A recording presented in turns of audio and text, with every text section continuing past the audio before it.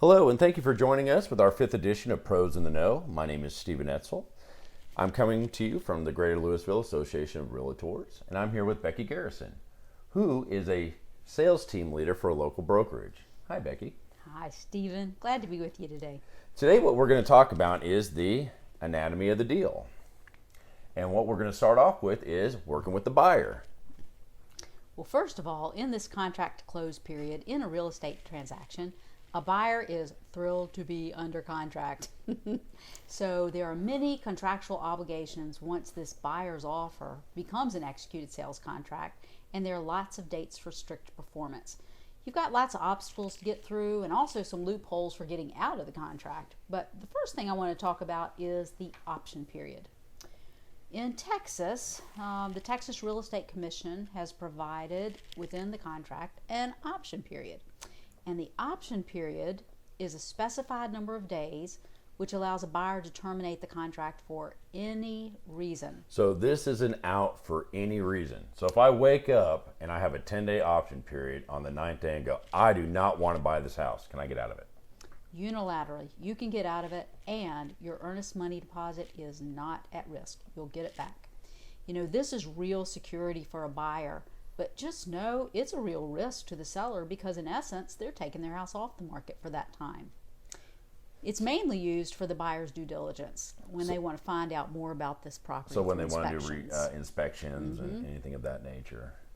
Now, even if I have this option period, let's say, and I want to do my inspections, do the sellers have to do anything to agree upon the repairs, or do they have to go forward with the repairs? Are they obligated to do any repairs?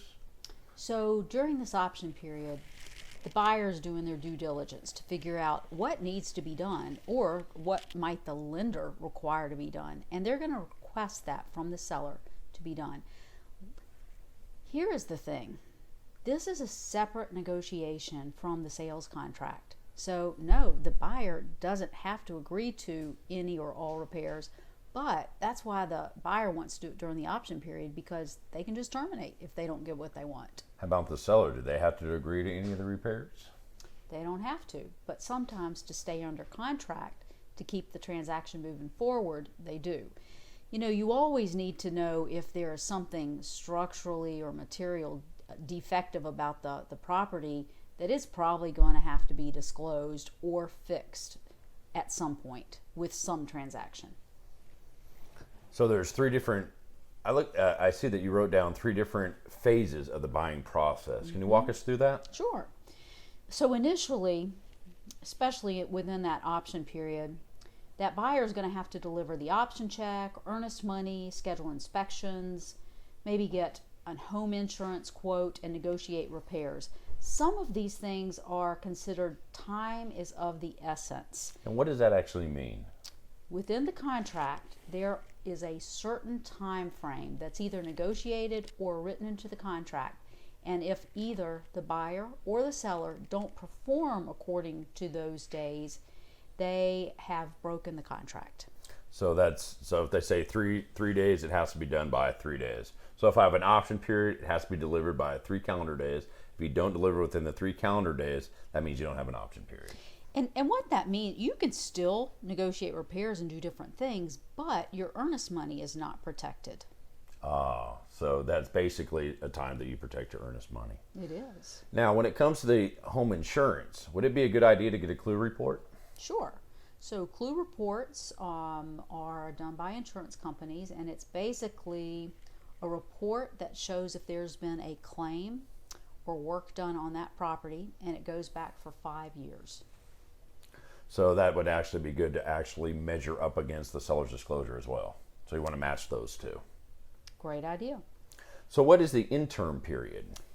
So in that interim period, the buyer is going to work with his lender to submit all required documents, to go through underwriting, and to make sure that they have loan approval, not only for the buyer credit side, but also for the appraisal side and for the insurance side. This is another time is of the essence item. They are going to be receiving title commitment, HOA docs, surveys. They're going to select a home warranty. They're going to order utility services for their new home, and they're going to make arrangements for their move. What about at the end? What does the end process look like?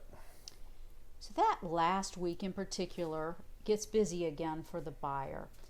They're going to want to review receipts or proof of seller repairs, have a final walkthrough of the property, review lender docs and the final closing disclosure, and they're going to want to secure some cash to take to closing. And then, of course, the ultimate goal is to close and move in. All right, the buyer has a lot to do, but how about the seller? What is the seller's process in all this? All right, so the seller has just spent a lot of time, effort, and money getting their property ready for the market. They are under contract, hallelujah, and are excited too. So initially, once under contract, they have a few time is of the essence items to do as well.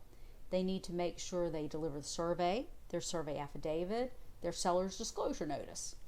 Another thing they're going to want to do is prepare the property for their general and specific inspections that the buyer is going to have. After they receive repair requests, they're going to want to negotiate these repairs. A lot of times a seller has to call in specialists to get bids and see what they're really getting into with these requests. And time frames, of course. Yes, within that option period, the buyer is going to want to make sure that they have all repairs tied down. Now, does the seller also have like an interim period, you would say, too? Yes. So in this middle portion of the contract to close for a seller, they're going to work through this list of repairs. They need to send receipts and proof of repairs to the buyer side. They will also review title work, HOA docs, and survey, and there sometimes are going to be objections that are found that they are going to have to work through as well and cure.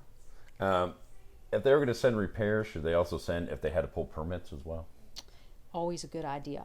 You know, a listing agent should do everything they can to make it easy for this transaction to transpire. And another thing that the listing agent and the seller will work on during this interim period is prepare an appraiser packet. When that appraiser comes to the house, it's in the best interest of the seller to make sure that, they have receipts for updates, for any of the improvements that they've made, a CMA to show how this listing agent came up for the price, any information that would be helpful to the appraiser to meet that contract price. Now, I've heard some kind of horror stories with appraisers, trying to come up to value. So do these appraiser packets really help out? Absolutely. They're, just as with an individual person, appraisers are these individual people too, and some will use it or value it more than others. But again, for a listing agent, it's in my opinion, it is just doing your job to do your best to make sure that the property can appraise for the contract price. And then, of course, one of the final steps would be arrange for a move, right? Yes. So that mover needs to be secured so that you will move out either according to contract. Is it before? Do they get possession beforehand, or do they have a lease back? And then you need to arrange for a utility cutoff as well. You always want to, again, communicate with the buyer side and make sure that these things are seamless and there are no surprises along the way.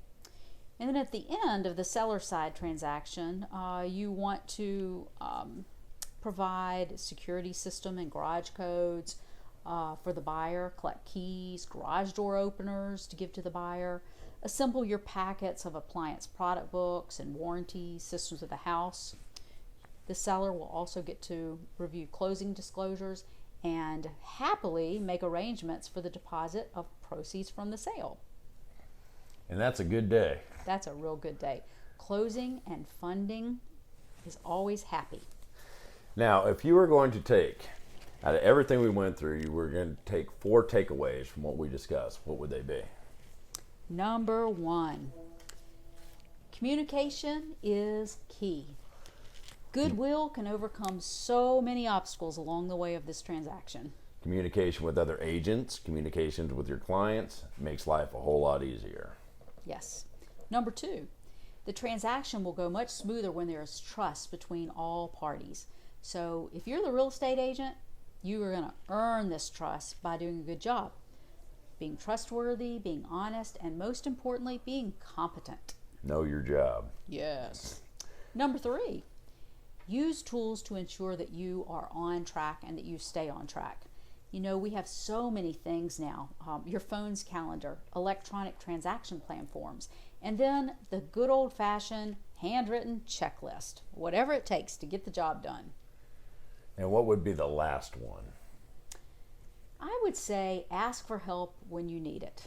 Every real estate transaction is different, and one person can't know everything. So you're going to develop all of your trusted sources so that you have somebody to turn to. Don't go it alone. You know, the importance of an experienced agent during this contract to close period is paramount. This agent acts as the trusted guide from start to finish. And this agent's job is to get the client to the closing table or out of a contract if it's not going well. That agent protects the client, protects the money, and protects that client's interest. That is great advice. And ever since I got into real estate, the one phrase that you've said it earlier, don't go it alone. Not only should you tell your clients that, they should actually feel that as well. Nobody should go at this alone, and not everybody does know everything, so always seek help. I want to thank you so much, Becky, for spending time with us and sharing your knowledge with us. It's been a pleasure. Thanks for having me, and I hope this is helpful to a buyer or a seller out there. Thank you. And thank you, everybody, for tuning in to Pros in the Nose from Greater Louisville Association of Realtors.